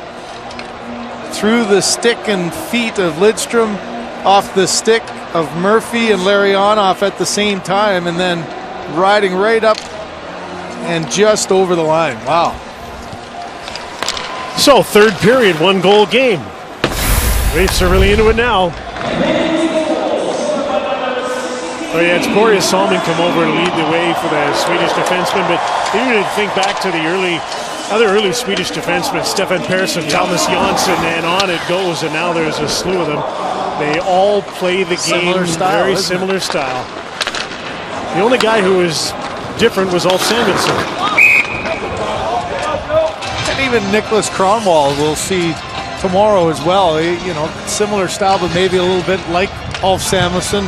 Because more he can edge to his game. He can Kronwall you and knock you down, but just the poise and cerebral game that they brought is just quite incredible. And as Steve Yzerman said, you know, Nick Lidstrom, almost the perfect player, didn't make mistakes.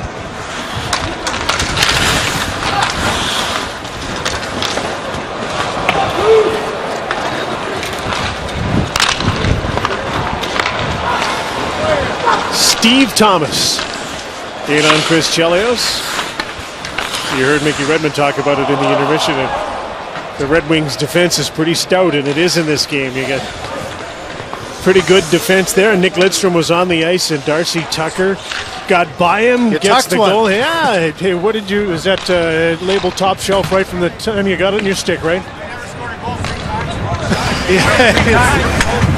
Quite interesting.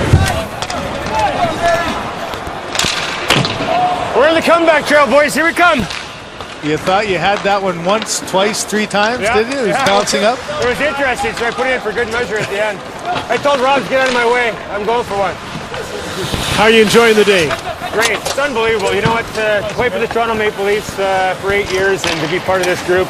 We had a good time when we all played here together, and it's fun getting back together with the guys. Darcy, what was it like in the room having today's players next to you? I think that was a great idea. It's something you guys enjoyed? Yeah, we really enjoyed it. I thought it was an amazing idea as well, just to get the feel for the locker room. Now we got to sit in for their meeting today and listen to Babs go over a few things. I think we listened to it a little bit too much in the first 2 periods. Yeah, you guys are playing a shutdown game. Yeah, we were playing a little shutdown. Was the message from the coach any different to the ones you used to hear? No, about the same. Pat was pretty similar in his aspects of the game. Babs is pretty pointing too.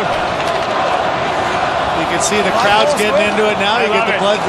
That early Tucker goal got a little excitement. The blood's flowing now. All right. That's the fun.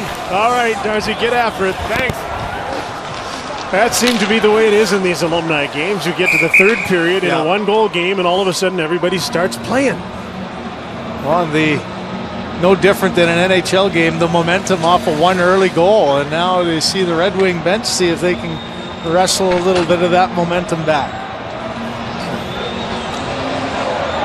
Hey, it starts getting crazy out there. Who do you put on the ice? You put Lidstrom on the ice, settle things down. And leave him on for the rest of the game. Yeah.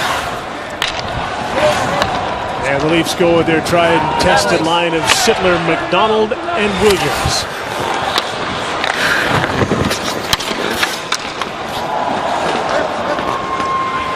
Larry Murphy and Lidstrom have been playing together today.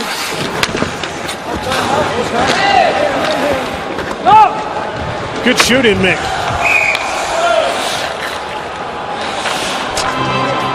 Where are you now, Scott? Jim, I'm with Borje Salming, who blazed a trail for Swedish players to come to North America. Hugely popular Leaf from 73 to 89. So much so, Borje, that when you played for Sweden in a Canada Cup game in 1976 at Maple Leaf Gardens, you got a prolonged standing ovation, and that was in Canada, playing for the opposition. You got a nice one here today, too. The introduction of these alumni game players. What did that mean to you? Oh, I mean, always been nice, you know, to get recognized, you know, and especially here in Toronto, they've always been treating me like gold, so I can't complain one bit. When you got the invitation to come and be part of the centennial celebrations in this alumni game, did you have to think about it at all? Not at all. No, I missed it for 2 years ago. I missed it because my mom was sick. So I said, this time I gotta go. I gotta see this. All right, what's it going to take now to come back in this game? You got to within one. A couple more goals. We're gonna get it. No problem. We'll see. Thank you, Bora. Thank you. Okay. Thank you, Scott. It is indeed a one-goal game with the Red Wings ahead. And the pace has picked up a little bit here in the third period, but the puck is over the glass and out of play. It's so interesting to see the players, and you just look at the style. The game is a lot slower, but so many of them just have that telltale sign of the way that they played. You saw Igor Larionov stop up like you've seen so often, and Paul Coffey down deep, Dino Cicerelli getting to the front of the net. It's a different game, but so much of the way that these guys played at the prime of their career. Chris Draper can still fly, and he forced Cujo to make a pretty good glove save. Chelios knocked down that long pass. Made sure Gary Roberts didn't get in without a little bit of contact there. I think you see a little bit more energy, don't you, in this third? Oh, big time. Just as we saw in the Edmonton-Winnipeg game that you played in, about this point in that game, the same thing happened. All of a sudden, the pace picked up, the shifts got shorter, and the thing got a whole lot more serious. And you can feel it in the crowd, just as you could in that day in Winnipeg. And you can feel Curtis Joseph knows he can't make a mistake. Yeah. He's had a couple big saves, and that's rallying the Toronto bench here as they talk. Curtis Joseph is another great goaltender. As you mentioned, Jim, some good playoff runs. I think of when he was in Edmonton, the surprise runs that he was able to backstop against Dallas and against Colorado, and then getting a chance to come back here in Toronto and be such a solid goaltender, fourth all time. Yuri Fisher, unfortunately, his career was cut short. Ricky Vibe is stopped, and there was a big rebound there for Steve Thomas, but Ty Domi has tied the game on the third chance. The flair for the dramatic, he's had it all his career, and here he's smiling ear to ear. Darcy Tucker, Jim, was talking about 3 tries at this one. This was 1, 2, 3 chances. There's lots of good pressure on this shift as the turnover started by Domi, a nifty pass there to Vive, and there was the one chance, and Domi just stuck with it and found a way to get it past a sprawling Dandino and into the back of the net. For the Red Wing defense, it was a case of saying to Manny Legacy, you get the first 3, we'll get the rebound. So all tied up.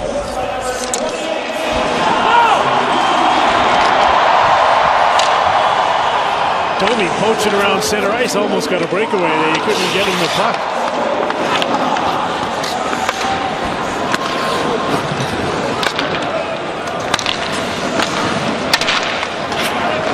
For the room for Ty. Oh, an offside. An offside in an Alumni game? How dare they? Leafs have fought back to tie it up with the Red Wings at the Alumni Classic in Toronto. Craig Simpson was right on earlier when he said Ty Domi's always had a flair for the dramatics. Got the tying goal here, but let's go back to earlier. Ty, what was going on between you and Chris Chelios? I think he's pissed off I took him out last night. I had him and Lidstrom out till 2 in the morning last night. So that may have something to do with the Leafs' victory if you can pull off the comeback here today. How about the tying goal? What was the key to it? Just get it at the net. I just shot it, but that's what makes it all. This is fun. This is what it's all about, right here. Is that one of the moves you've taught Max? No, I teach Max too much. He just everything he has, I had. He works every shift. I haven't seen him take a shift off since he's been a kid. Thanks, Ty. Thanks. Thank you, Jim. Classic strategy there, huh? The old take him out late. Yeah, that's 1980s. That's game planning. I don't think that was Mike Babcock's discussion in the room, but no, because you can't show any video. There's a close call there and one off the post behind Manny Legacy. The Leafs have cranked it up here, and that's Sittler, McDonald, and Tiger Williams with Boreas Salmi And Al Iafrady's the youngest one of the group. No slap shots, though, in these games. Thank goodness. So Al can't crank it up like he has in the past. Lanny from almost where he scored his Stanley Cup winning goal. All right, Jim, this Centennial Classic kicks off the NHL Centennial Year celebrations, but the formal start to the celebrations was yesterday with the introduction of the Centennial Fan Arena. It is two 53-foot trucks wrapped with giant images of legendary players past and present. The Fan Arena will log more than 50,000 miles in 2017. One of the trucks is a museum with interactive video displays, among other things. The other truck features a giant video screen. Centennial Fan Arena is the centerpiece of the NHL's anniversary celebrations. It'll stop in every NHL market in 2017. It's great to have Dave Keon on hand yesterday for the announcement of the Centennial Fan Arena. Jim. I think Wendell might have hit a hamstring there as he goes off gingerly. He fell down with Chris Chelios, and he's hurt. You're done, are you? And at the other end of the rink, the Red Wings have gone up in the game 4-3, or have they? No, big save. No, it was a big save. Yeah, we were focusing in on Wendell Clark, and it was at the other end, Igor Larionov buying some time. There's the quick shot by Paul Coffey, and what a heads-up play by Cujo there. Track that one across. Coffey gives him a little bit of a tap. Here's where Chelios fighting for the puck, and you see Wendell went down, and that... Call it right knee, call it right hamstring, whatever you want, but Wendell is going down to the end and sounded like he was done for the afternoon. Lower body injury will be reassessed tomorrow. We got another one down as Shanahan and Gartner tangled legs at the blue line.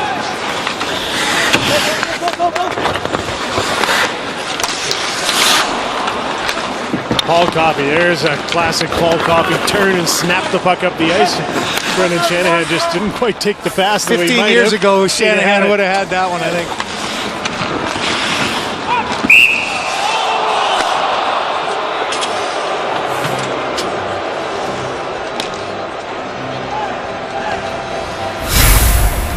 Check out who's playing in this game today and what they did in their National Hockey League careers and why the Red Wings were so good for so long. When you have that strength on the back end. Paul Coffey's last Norris Trophy was as a member of the Detroit Red Wings in 1995 in the lockout shortened season. And again, the amazing thing about that is all of these defensemen play so much. They're 30-minute men. And if you have a couple of them in your lineup, then you really don't need a third pair of defensemen. Look at Dino Cicerelli again getting boxed out by Brian McCabe. That's a great classic battle there. Doug Gilmour, I think you had a couple of fights like that, didn't you? They're really starting to battle here now. You can sense the crowd feels it. The guys on the bench are up and standing. Oh, little speed wobble for Danny Markov going back. And now a hit on the forecheck. Here we go. Game on. Gary Roberts and Draper. Draper on Gary Roberts. Little whack in the back of the legs on the way up. I think they are going out. Oh boy, yeah, this one's not serious. This one's not for show, folks. And the peacemakers are Joey Kosher and Ty Dolby. Isn't that what you would expect out of a situation like that? There's the speed wobble by Markov, a hit there by Cicerelli, and then to follow up that hit, it looks like this isn't showmanship, this is competitiveness. And another whack coming.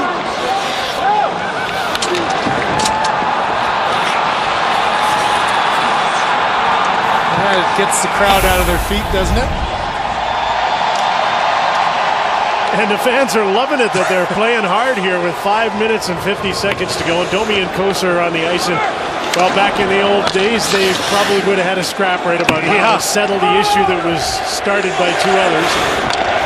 The tough guys are always the fun-loving guys.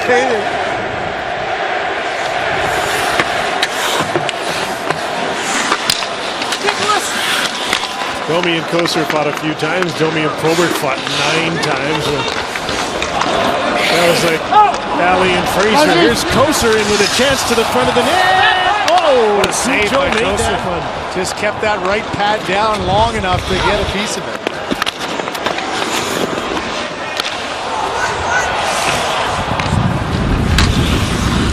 From the end of the Leaf bench, an injury update with intrepid reporter Scott Oak. All right, Jim, we can get the injury update directly from the player involved. Wendell Clark was just saying he's not only done for the day, he's done for the winter with hockey. What'd you do? I popped a hamstring. I never knew I had one. I found a hamstring. Now you know you got one, but you actually popped it? Yeah, I popped it. Sitting down in a little ball here in the bottom of my hamstring. Hey. Oh, wow. No, it's good. Hey, got the energy. A little fun crowd going here now, isn't it? Well, it's too bad you're not going to be out for the rest of the game or the rest of the winter. Wendell, thanks for your time. Appreciate it. All good, guys. Thank you. Hey, enjoy the rest of the game. You can hear the wind howling into the microphones as well, but the pace is howling at a pretty high level now. Steve Thomas just came off the ice, just tongue hanging out. He's worn out. Stay with Domi, and they'll turn it over to Williams and Sittler and McDonald. I think and Detroit shortened the bench a little bit too, don't you? I know there's a couple of defensemen I expect to play the rest of the game for Detroit. Darren McCarty's shot is stopped by Curtis Joseph, who's been terrific in the third period. A couple of beauties, including this one on a tip by Doug Brown at the Alumni Classic in Toronto. Quick pass for Walton, one man back. Walton with Sittler, closing in. Sittler takes the pass, takes the shot, scores! And it's his first NHL goal, and there he goes and picks it up.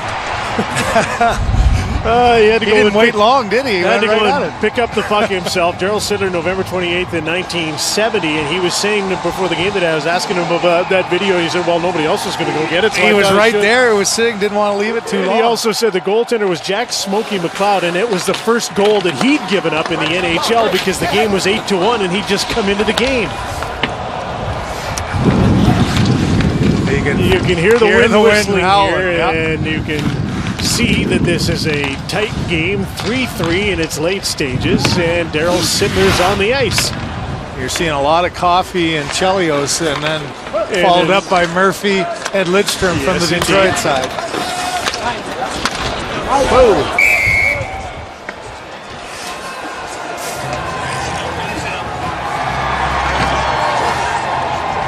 You know, Sittler and McDonald had such great magic. You think of the 1977 playoffs when Lanny McDonald with a great run there, 10 goals in 9 games, a big overtime winner against the New York Islanders. Dougie Gilmour's first NHL goal, Jim, was against Eddie Mio in 1983 of the Detroit Red Wings, too. As a St. Louis Blue. Dougie's on the ice. There's Gary Roberts. He poked the puck, and what a save by Manny Legacy. Just poked the puck free so he could shoot it. That was a real deft play by Roberts. He just chipped the puck past where the stick of the defender was to give himself a little bit of extra time, as Dougie Gilmour, just a bouncing puck. See him chip it up and over Chelios, but Legacy back deep in his crease, just sat back and got it right on the glove. Perfect save. Tight game, not much time left. I hope nobody takes a stupid penalty. No, that would be the worst thing possible, wouldn't it? Nobody would ever do that. No, I'm sure they won't. Most boneheaded play, the worst penalty in the history don't be of the so game. hard on yourself. It was great theater in Winnipeg. It was. Well, let's have a look at it. I'm sure it's probably going to come up here, right, Mark? Oh, do we have that tape? I can't believe anybody would save that. Nobody would ever save a bad play like that, would they? Apparently we're not.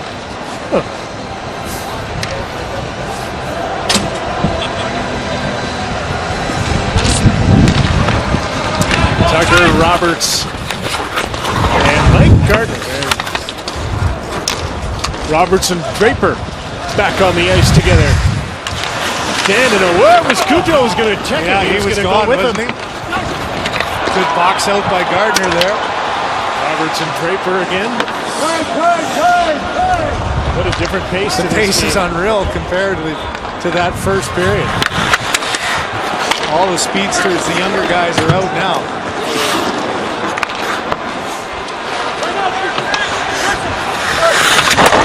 Roberts is really flying right now. Markov jumped in off the blue line, wanted that. Even the benches are standing now with just over a minute to go. Draper with Cicerelli. Kozlov's coming up with him. Dino takes the shot, the rebound, and Draper scores. And with a minute and 5 seconds to go, it's a 1-goal lead for the Red Wings. And we got controversy on the Leaf bench because the rules in these games are no slap shots. And the Leafs now are all clamoring towards the official Terry Gregson that it was Dino Cicerelli with a little back. How much of a slapper was this? It was enough. Half slap. Draper starts the play. Watch Dino as he comes down here. Oh yeah, that constitutes a slap shot. The Leaf bench immediately was up saying that it shouldn't have counted. That's hockey 101 though, isn't it? Create a rebound, goaltender can't control it, and Draper puts it in the back of the net. Well, cue another big comeback, and Ty Domi, who tied it the last time, is on the ice again.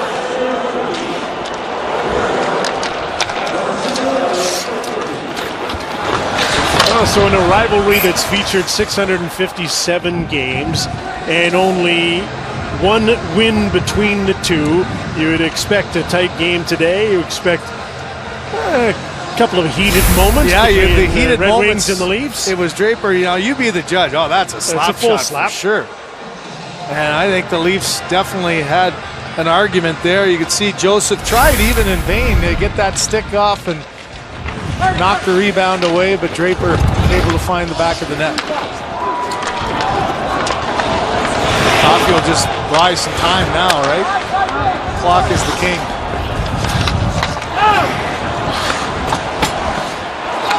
Okay, the Leafs have the puck.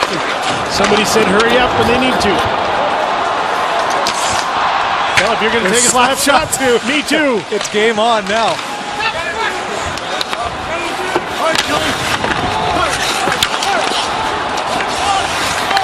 Coffey's just trying to clear it. That third period really lived up to billing, didn't it? The intensity of the 80s was back with that one. What a difference in the last 5 minutes of the game in particular, and the Detroit Red Wings on a controversial goal with just over a minute to go get a tip in from a Toronto boy, Chris Draper of the Red Wings, to win the game 4-3. Well, let's see if Mike Palmateer can get himself out on the ice. We've already lost Wendell Clark as we heard the injuries. Palmateer was the story early. The one big save. Potvin played well, and he was hurt after, so it was all Cujo at the end. But an excellent afternoon of hockey and some great memories. A great third period from Manny Legacy as the Red Wings win it 4-3. Scott. Jim, thank you. With the winning goal scorer, Chris Draper, before we get to the goal, just describe how much the intensity ratcheted up late in the third period. Well, I think you saw it. Of course, Dino Cicerelli would be the first guy to lay a hit out right there. And then they responded a little bit, and, just the intensity. And we love to compete. That's what we did our whole lives. And probably two guys that played the game hard. It probably got a little carried away, but we'll be all right. We'll shake hands. Everything should be good. Yeah, you're referring to the exchange with Gary Roberts late in the third period. Just in case anyone thought that was scripted, it wasn't, right? No. And obviously everyone knows how Gary Roberts plays, and I'd like to think that I brought some intensity to it. We both wanted to be out there, and we both wanted to be a part of winning. So it was a great day. I mean, Toronto put on a great event. Obviously, I'm from here. This is pretty special, and Ken Holland kind of chirped me a little bit, said I've yet to score an alumni outdoor game, so I'm just glad I made my goal a big one for him. All right, Chris, yes, the goal. Dino Cicerelli starts the play with a slap shot. Now, it's not written anywhere that no slap shots, or slap shots aren't allowed in alumni games, but it seems to be a gentleman's agreement that they aren't. Really? Am I surprising you with this? Yeah, that they aren't absolutely. taken? You hadn't heard that before? No, not at all. Because the Leaf bench was in an uproar. Seriously? Yeah. No, come on. They're slap shots. They got NHL goalies in there. They're going to be all right. So it was, actually, I think that was just a half slapper. That's what Dino was noticed for. Well, if we could see the replay, and you can't because we haven't got a monitor in front of us, but it was pretty much the full slapper. Okay. Well, we're taking the win. Either way, all right? Fair enough. All right. And congratulations on the winning goal. Great day. Fun day. Thank you very much. All right. Yep. Jim. Okay, from the other side, Steve Thomas, any controversy on the bench over that slap shot and then the tip in or the rebound? Yeah, we were kind of under the impression that there was no slap shots allowed, but It is what it is. Well, that's So you're saying you might play this under protest now? Yeah, it's going to protest. But you don't want to play it again. You're not going to make it through. It's good that you have 4 lines because it gives you that opportunity to get your wind back before you go back out there again. So that's a good part of it. Isn't it amazing how the game revs up? You get to the third period, you got a tie game. That's the thing, these guys have all played in this rivalry throughout most of their career. So, you know what? In the third period, last 5 minutes, you saw a little bit of a tussle going on with Roberts and the Drapes, but it was a lot of fun just to see the old guys, the guys that you played with over the years. And more than anything, just being with them in the locker room, even meeting the current Maple Leafs was an awesome thrill. Hey, and you want to be in the team picture with us too, so you got to get over there. Thanks, Steve. Thanks, Steve. Steve Thomas. That's there's a great looking shot, isn't it? Yeah. The Detroit Red Wings and the Toronto Maple Leafs alumni, and a great show they put on this afternoon.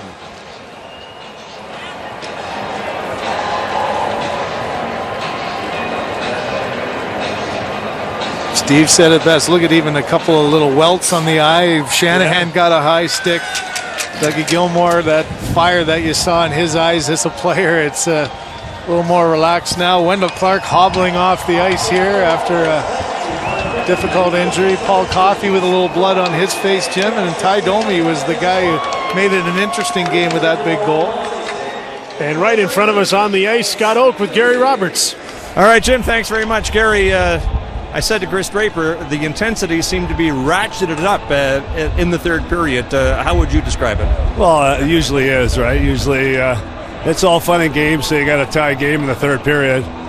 Danny Markov had a tough shift, and hey, it's all good, right? It's one of those things. Doesn't matter what level you play at, everybody's competitive. It was great to be out there today. Isn't that the thing about these games? They start off with everybody on a friendly basis, laughing and joking, early in the game, and then when it's tied late, you guys still have that competitive instinct. Well, I think that's you wouldn't have done what we did, right? Like that's it's in our blood, and no matter what level you play at or what game you're playing, hey, no one likes to lose, right? That's what it's all about. It was a competitive game. They were much younger than us, but I thought our goalies played exceptionally well. We had it's awesome. What can you say? It's you lose the hockey game, but for us to be here representing the Toronto Maple Leafs at this time and this day is pretty special. You're taking this hard. You're not just laughing off this loss, are you? I'm not laughing it off. I don't laugh off Monday Night Hockey when I lose in Uxbridge, right? I don't laugh it off. It's what it is, right? It's fun. It's fun, and you don't always win. Cujo's he's as pissed as I am right now, so it's all good. We'll have a protein shake after. It'll be all good. A protein shake and a kale salad, right? That's the key here. Kale salad, yeah. And we'll start training for the next one. All right, Gary, thanks for your time. Great to talk to you. Thank you, guys. Thank you. All right. Detroit Red Wings prevail in the 2017 Rogers Centennial Classic alumni game, and we'll return in a moment. Red Wings scored late and defeated the Toronto Maple Leafs 4-3 at the Rogers Centennial Classic alumni game.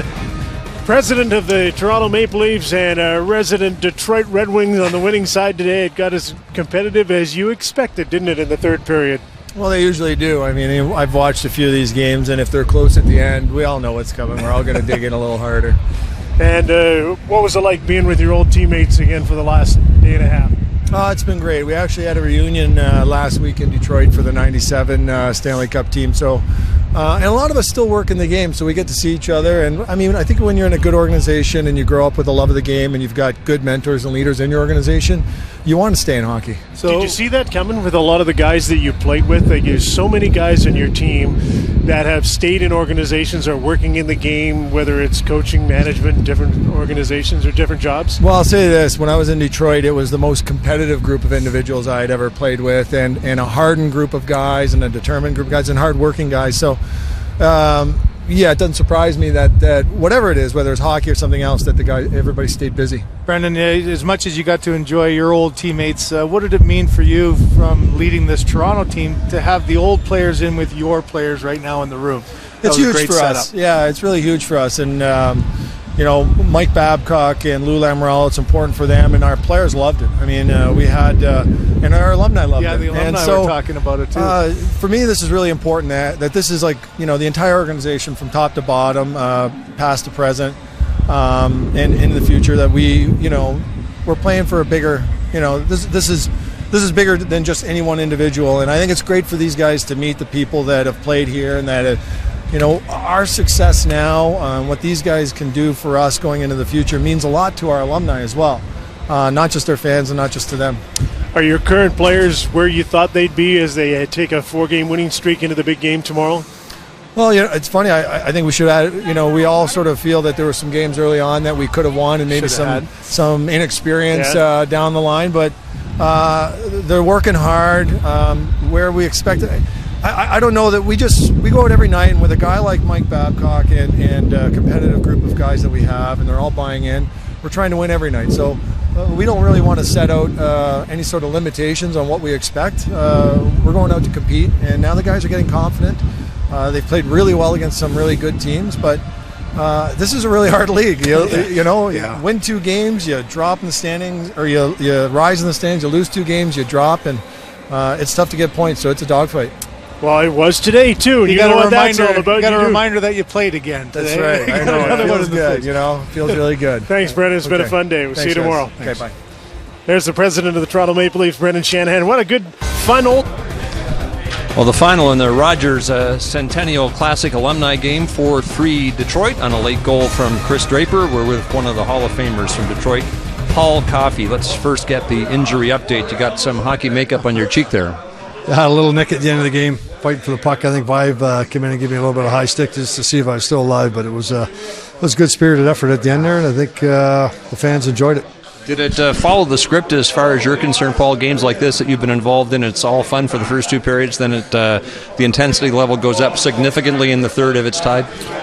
They always end up the same way. I mean, getting a chance to play with these guys, and you can see why they won Stanley Cups. I mean, they play to win, and Roberts is out there for a couple of periods just having a good time, and then he runs into somebody, and then the Heat... you, I think, at one point, wasn't it? Well, the Heat picks up nice, which is great, but it's a lot of fun. I hope the fans enjoyed it.